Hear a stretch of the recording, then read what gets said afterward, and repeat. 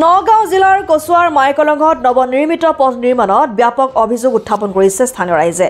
ঠিকাদাৰ চুৰহাবুদ্দিনৰ গাফিলতিৰ বাবে পমিলাৰ পৰা মাইকলং সংযোগীৰে যোৱা নৱনিৰ্মিত পথত নিৰ্মাণত ব্যাপক অনিয়ম হোৱাৰ অভিযোগ উত্থাপিত হৈছে।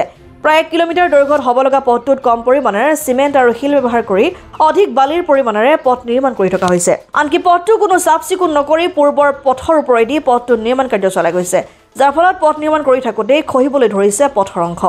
মন কৰিবলগীয়া কথাটো হ'ল যে পথটোৰ নিৰ্মাণ কাৰ্যত কিমান টকা ব্যয় সাপেক্ষে পথ নিৰ্মাণ হৈ আছে তাৰ নাই কোনো তথ্য, নাই কোনো ফলক। ইফালে বিভাগীয় পৰ্যায়ৰ কোনো কৰ্মচাৰী উপস্থিত নথকাত কাম কৰিবলৈ অহা লোকে নিজ ইচ্ছা অনুযায়ী পথ নিৰ্মাণ কৰি আছে। এই ক্ষেত্ৰত বিভাগীয় লোক উপস্থিত নথকাত তীব্ৰ প্ৰতিক্ৰিয়াৰ সৃষ্টি হৈছে।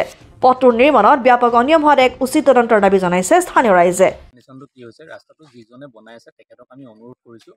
আমাৰ লগৰজনেতো কৈছে, গোটেই কণ্ডিশ্যনখিনি কৈছে কেনেকুৱা কি হৈছে।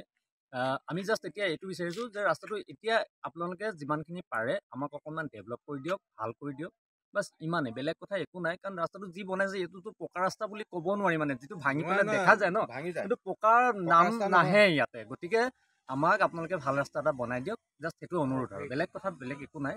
এতিয়া যিখিনি আছে এইখিনি এটলিষ্ট ধুনীয়াকৈ কৰক, আৰু যিখিনি আপোনালোকে অকণমান দুৰ্নীতি কৰিলে সেইখিনি অকণমান ডেভেলপ কৰি দিয়ক, বাছ। কি ক'লে এইটো চাওক, এতিয়া আপোনালোকক আমি এটা প্ৰুফ দেখাই দিছোঁ, আপোনালোকে দেখিছে কামটো কেনেকুৱা হৈছে। তো এইটো কাম কি ক'ব আপুনি, কেঁচা ৰাস্তা পকা ৰাস্তা একো ডিফাৰেঞ্চ নাই মানে।